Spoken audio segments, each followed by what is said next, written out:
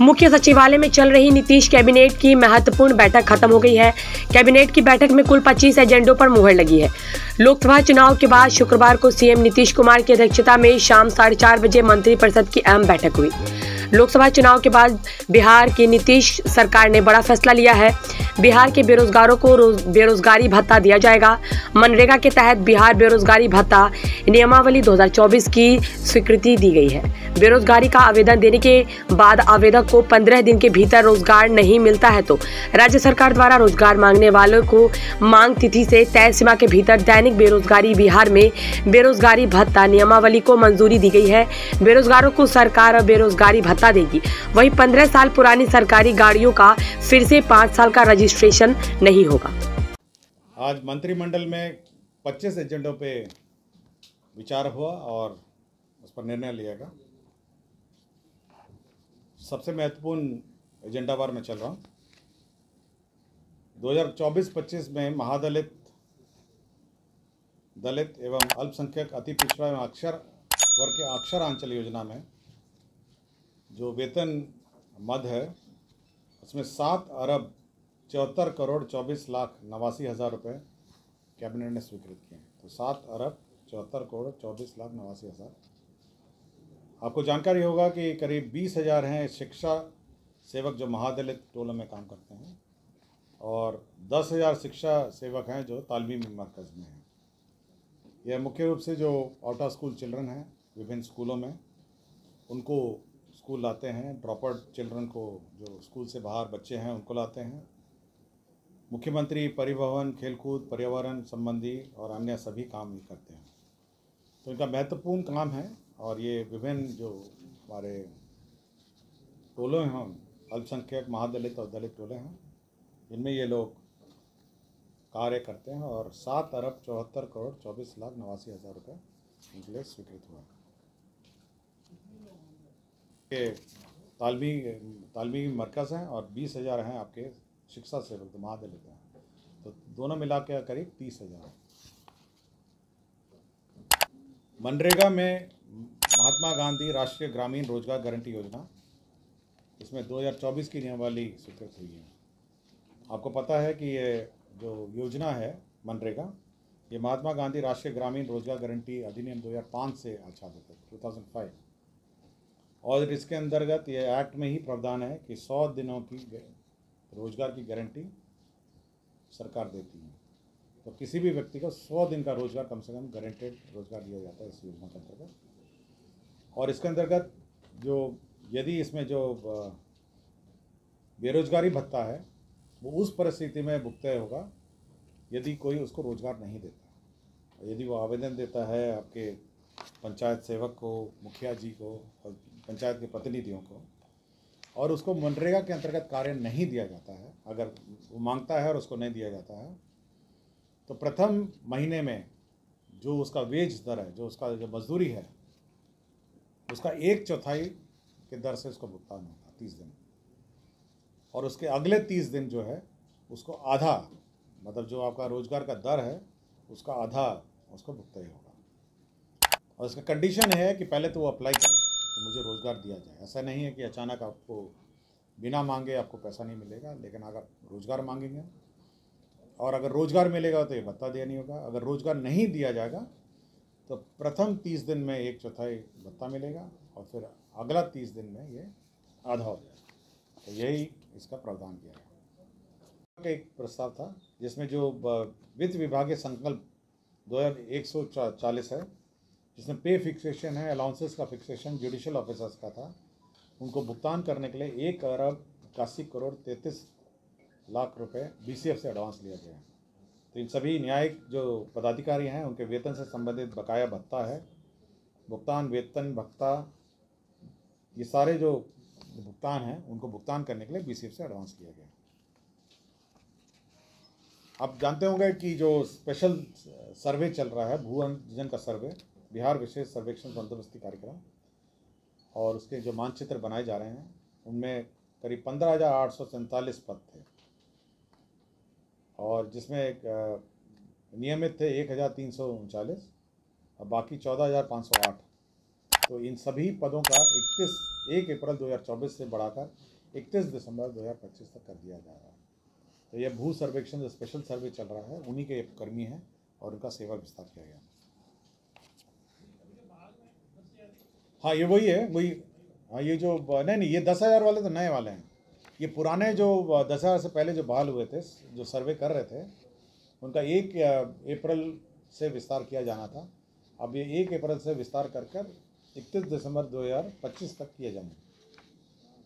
स्वास्थ्य विभाग का प्रस्ताव था, भारतीय उपचर्या परिषद नई दिल्ली द्वारा निर्धारित मानक के आलोक में राज्य के पुराने 22 ANM एवं पुराने 6 GNM ट्रेनिंग स्कूल में जो पद सृजन है 247 पद सृजित हुए हैं। एक बर्खास्तगी का प्रस्ताव है, आशुतोष कुमार 3 मुंसिफ सह न्यायिक दंडाधिकारी प्रथम श्रेणी बाढ़ पटना, ये निलंबित थे, इनको बर्खास्त करने का प्रस्ताव आया। बिहार वित्तीय सेवा नियमावली 1953 नियम 39 में संशोधन है। यह माननीय उच्च न्यायालय का ऑर्डर हुआ है और इसमें जो सीनियरिटी का जो निर्धारण है, ये सीनियरिटी का निर्धारण उस तिथि से होगा जिस तिथि से जो आयोग है, ये BPSC आयोग अनुशंसा भेजता है, उस तिथि से सीनियरिटी निर्धारित होगी। कभी कभी होता है कि योगदान की तिथि से लोग सीनियरिटी कर लेते हैं, कभी प्रमोशन की तिथि से कर लेते हैं। तो बिहार वित्तीय नियमावली 1953 के नियम 39 में यह संशोधन किया गया है कि जिस तिथि से BPSC जो है रिकमेंड करेगी उसी तिथि से सीनियरिटी निर्धारित होगी। दरभंगा जिले के अंतर्गत भारत सरकार को IB पोस्ट SIB पोस्ट के लिए ज़मीन सशुल्क दिया जा रहा है 96,40,500 रुपये के दर से। गोपालगंज में जिला अंतर्गत कटेया अंचल में 1 लाख लीटर का प्रतिदिन क्षमता का मिल्क प्रोसेसिंग केंद्र के लिए ज़मीन दिया जा रहा है। मिल्क प्रोसेसिंग केंद्र है, इसके लिए करीब 10 एकड़ किस्म गैर मुजरा मालिक प्रतिदिन और 1 लाख लीटर का फूड मिल्क प्रोसेसिंग का यूनिट लगेगा। तो 10 एकड़ का ज़मीन इनको गोपालगंज जिला अंतर्गत कटेया अंचल में दिया जा रहा है। औरंगाबाद जिला अंतर्गत रफ़ीगंज अंचल में आपको पता है कि वहाँ से डेडिकेटेड फ्रेट कॉरिडोर जा रहा है। तो डेडिकेटेड फ्रेट कॉरिडोर का ज़मीन दी जा रही है 70,83,350 रुपये। नवादा जिला के अंतर्गत रजौली अंचल में महिला डिग्री महाविद्यालय रजौली को भवन निर्माण हेतु जमीन दी जा रही है। ये एक प्रस्ताव था, इनको 5.26 एकड़ ज़मीन दिया जा रहा है। और लास्ट एजेंडा था अल्पसंख्यक कल्याण विभाग। ये जो अल्पसंख्यक विकास निगम है वह राष्ट्रीय अल्पसंख्यक विकास निगम से लोन लेती है। तो लोन की जो राशि है उन्होंने पहले कहा कि हम इक्विटी से सेटिसाइड करेंगे, लेकिन यह जो राष्ट्रीय अल्पसंख्यक विकास आयोग है, वित्त निगम है, वो माना नहीं। अब ये प्रस्ताव यह है कि जो 20 करोड़ 72 लाख है राशि है, वो बकाया राशि जो है उसमें जो निगम में अर्जित सूद है उससे भुगतान होगा। तो यही 25 एजेंडा थे। किसी को कुछ पूछना है तो उनसे पूछिए। एक और निर्णय राज्य सरकार ने लिया है 24-25 में, जो राज्य सरकार ऋण लेती है, लोन लेती है, तो जो लोन का तो 54,298 करोड़ का लोन लेगी, 54,298 करोड़ का लोन लेती है, जिसमें बाजार ऋण है, बाजार से लेती है 48,498, 48,498 करोड़ बाजार से लेती है। नाबार्ड से लेती है 2,700। बाह्य संपोषित परियोजना के लिए ऋण जो एक्सटर्नली एडेड प्रोजेक्ट्स हैं, जिसमें आपके वर्ल्ड बैंक है, नाबार्ड है, वर्ल्ड बैंक है और ADB है, वो है 2,500 करोड़ है। राष्ट्रीय आवास बैंक, नेशनल हाउसिंग बैंक है, इससे 300 करोड़ है। और भारतीय लघु उद्योग विकास बैंक, ये जो सिडबी जो है उसमें से 300 करोड़, तो 54,298 करोड़ यह लोन लेती है। और नेट लोन, जो नवल लोन कहते हैं, नेट जो होता है वो 26,893 है। इसमें सेट ऑफ हो जाता है जो आप लोन भुगतान करते हैं। लोन भुगतान में आपका 22,392, 2022-23 में जो कम उगाई की 273 करोड़, पेंशन फंड का समायोजन 7,792 और ऑफ बजट बोरिंग 53 करोड़ तो ये सब मिला के आपका 26,893 है नेट बोरिंग, और ग्रॉस बोरिंग जो है 54,298। नगर पालिका राजस्व लेखा संवर्ग के लिए वेतन संरचना की स्वीकृति दी गई है। इसमें 3 प्रकार के पद होंगे: सहायक राजस्व एवं लेखा पदाधिकारी, राजस्व एवं लेखा पदाधिकारी, अपर मुख्य राजस्व एवं लेखा पदाधिकारी। पहला वाला लेवल 6 का है, दूसरा वाला लेवल 7 का है, तीसरा वाला लेवल 8 का। राजस्व प्रशासन में अभिलेखों का डिजिटल करके ऑनलाइन नागरिकों को सुविधा। आपको पता होगा कि हर बार हम लोगों को जो डॉक्यूमेंट्स हैं उसको फिजिकल फॉर्म में देना पड़ता है। अब राजस्व प्रशासन का उद्देश्य यह योजना है कि सभी जो भी दस्तावेज है उसको डिजिटल रूप में दिया जाए। इसमें जो 3-4 प्रोविजंस हैं, 278, 286, 288 और 297 जो रूल है उसका अमेंडमेंट है। और इस रूल के बाद आप ऑनलाइन कोर्ट फीस जमा कर सकते हैं, ऑनलाइन फीस जमा कर सकते हैं और आपको ऑनलाइन दस्तावेज मिल सकते हैं। बिहार राज्य में जो ऑनलाइन सेवाएं अंतर्गत ई-मापी के कार्यान्वयन हेतु जो आप मेजरमेंट करते हैं, आज के दिन में आपका जो लैंड मेजरमेंट होता है उसमें ETS मशीन का टोटल स्टेशन जो है उसका प्रयोग होता है। उसमें 42 करोड़ 66 लाख का प्रस्ताव था, लेकिन टेक्नोलॉजी बदल गया है। अब ये GNSS रोवर मशीन के माध्यम से यह किया जाएगा, जिसका प्रत्येक का मूल्य 4 लाख तो कंटिन्यू रहेगा। और 100 दिन तक, मतलब आपका लिमिट है, अपर लिमिट 100 दिन ही है, 100 दिन तक रहेगा। जो भी सरकार तय करती है मजदूरी दर, अब ये मैं आपको नियमावली बता रहा हूँ, मजदूरी दर आप वेबसाइट पे देख लीजिएगा। राज्य वेतन आयोग की अनुशंसा के आलोक में राज्य कर्मी को मकान किराया भत्ता, जो मकान किराया भत्ता है, उसमें जो राज्य वेतन आयोग का रिकमेंडेशन था कि जब भी DA का जो प्रतिशत है वो 50% जैसे ही पार होगा तो मकान किराया भत्ता का जो परसेंटेज है वो भी चेंज हो जाएगा। तो पटना में मूल वेतन का 20% होगा, बाकी अररिया, आरा, औरंगाबाद, बगहा, बेगूसराय, बेतिया, भागलपुर, बिहारशरीफ, बक्सर, छपरा, दरभंगा, डेहरी, गया, गोपालगंज, हाजीपुर, जमालपुर, जमुई, जहानाबाद, कटिहार, किशनगंज, लखीसराय, मधुबनी, मोकामा, मोतिहारी, मुंगेर, मुजफ्फरपुर, नवादा, पूर्णिया, सहरसा, समस्तीपुर, सासाराम, सीतामढ़ी, सिवान और सुपौल, इसमें 10% होगा। अवर्गित शहर जो है उसमें 7.5 होगा और ग्रामीण क्षेत्र में 5 है। इसका जो पुराना दर था, जो ग्रामीण क्षेत्र में 4 था, जो बढ़ के 5 हो गया है। अवर्गित क्षेत्र पहले 6 था, वो बढ़ के 7.5 हो गया है।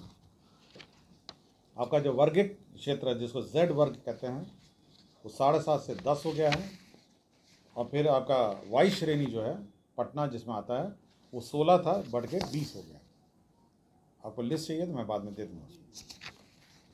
बिहार आकस्मिकता निधि जो BCF आप बोलते हैं कंटिजेंसी फंड में, सामान्यतः वो 350 करोड़ होता है, 350 करोड़ होता है, और हर साल इसको बढ़ाया जाता है। तो इसको बढ़ा के 10,000 करोड़ कर दिया है, ताकि समय समय पे ये BCF जो एडवांस लिए जाते हैं उसकी सीमा निर्धारित कर दी है। राज्य सरकार ने एक स्कीम लाया गया है, ये RBI reserve bank of India के रिकमेंडेशन के आधार पर है, और समय समय पर राज्य सरकार ये रिकमेंडेशन के आधार पर चलाती है। यह है कंसोलिडेटेड सिंकिंग फंड, CSF इसको कहा जाता है। आपको जानकारी होगा कि समय समय पे जो ऋण लेती है राज्य सरकार, लोन लेती है, उसके लिए एक सिंकिंग फंड बनाती है।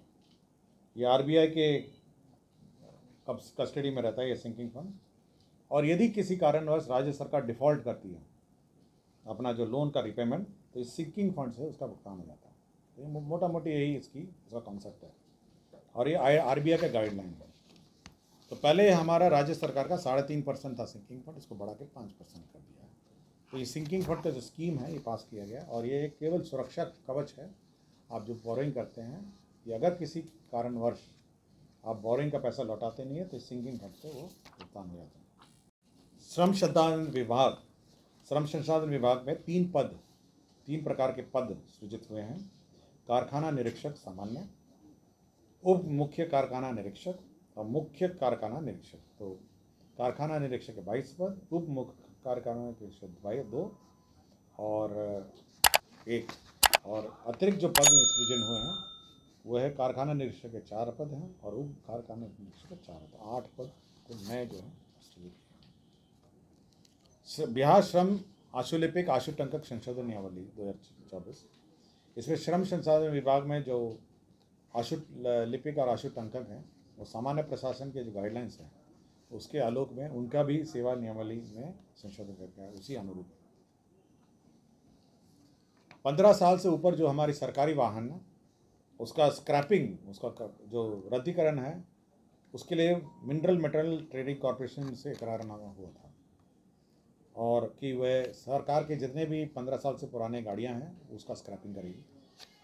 अब उसमें एक थोड़ा सा संशोधन कर दिया गया है। पहले वह जो कैबिनेट निर्णय था उसमें यह था कि जो मिनरल मेटल ट्रेडिंग कॉरपोरेशन है वो न्यूनतम दर पर ले लेगी। मिनरल मेटल ट्रेडिंग कॉरपोरेशन ने अब यह कहा है कि जो लोएस्ट बिड अमाउंट है उसी पे वो लेगी, वो न्यूनतम दर पर नहीं लेगी। तो थोड़ा सा संशोधन उसके एग्रीमेंट में हुआ है।